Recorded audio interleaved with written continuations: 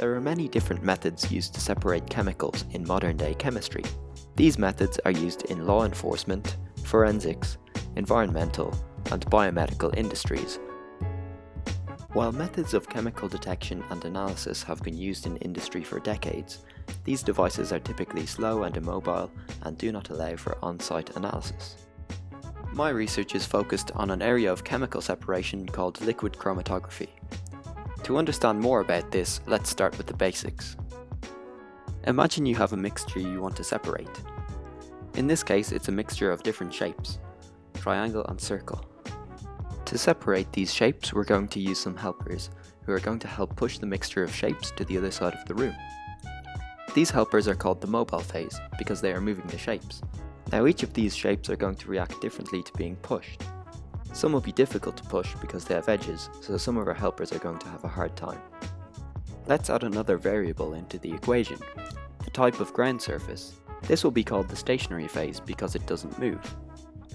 If the floor is bumpy, it will be more difficult to push the shapes across it, especially the triangular ones, as the edges will get stuck. The type of floor has a big effect on the speed and quality of the separation. The end result is that some chemicals reach the finish line before others. At the finish line, we use UV detection or some other method to measure how much of a particular chemical component is present in the liquid. In my research, I am looking at liquid column chromatography. This form of chromatography uses a column packed with small solid particles as the stationary phase.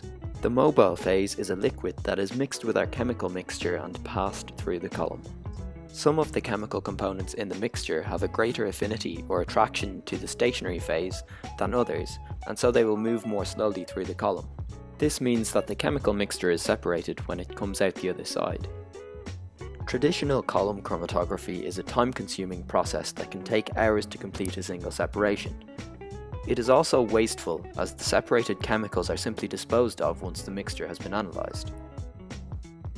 To make the process more efficient, the entire system needs to be miniaturized.